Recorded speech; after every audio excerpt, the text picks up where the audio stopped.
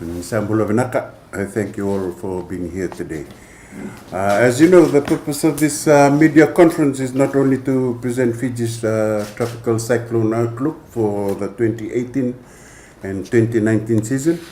It is also important to the Ministry of National Disaster Management and Meteorological Services. This is so much so because it is a timely opportunity to share with you information that hopefully will widely disseminate for public consumption to ensure that citizens and communities are in a state of readiness and preparedness to appropriately respond should a natural disaster strike Fiji. I again thank you and the media organizations that you represent for attending this media conference.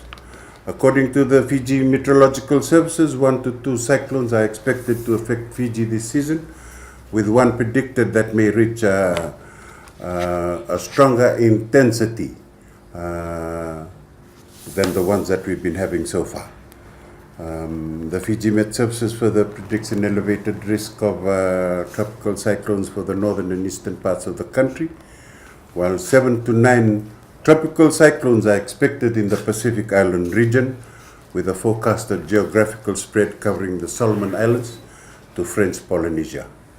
Whilst the tropical cyclone is normally from next month, November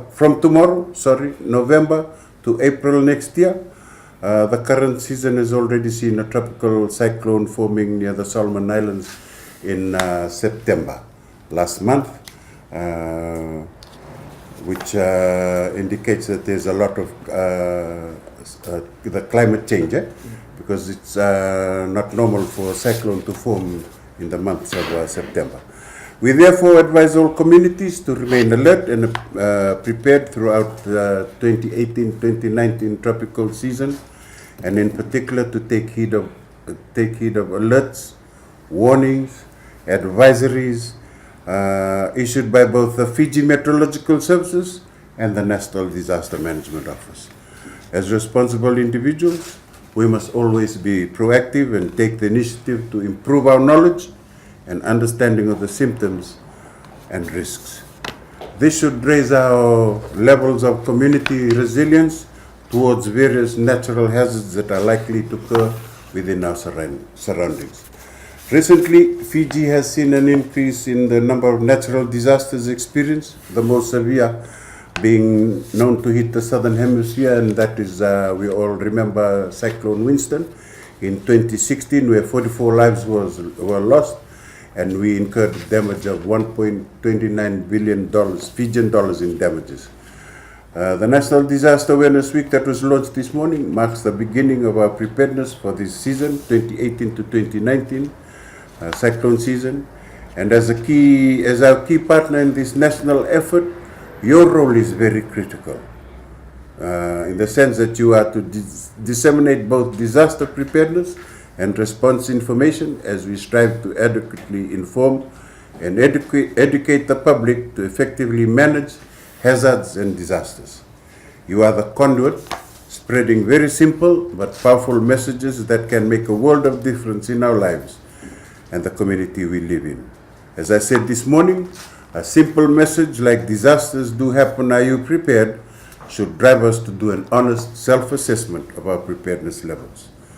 With emphasis on preparedness, the NDMO have also trained civil servants and volunteers to assist and be part of emergency operation centers around the country in times of natural disasters. For the rural communities, training was also conducted for 14 villages and 1 settlement this year. To date, a total of 310 villages have undergone this community-based disaster risk reduction training. Acronym is CBDRR. The NDMO has worked well and will continue to partner with civil society to conduct these CBDRR trainings and to target local communities.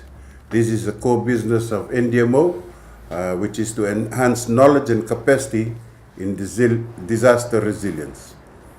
For emergency operation centers upgrade, the European Union under the BSRP has funded the renovation of an additional 5 EOCs in the Central Division, Commissioner Central's office, Northern, and Western Division. These EOCs, Emergency Operation Centers, will be activated when a hazard or threat is imminent. The EOCs will be the center of command, control, coordination, and communication during an emergency situation.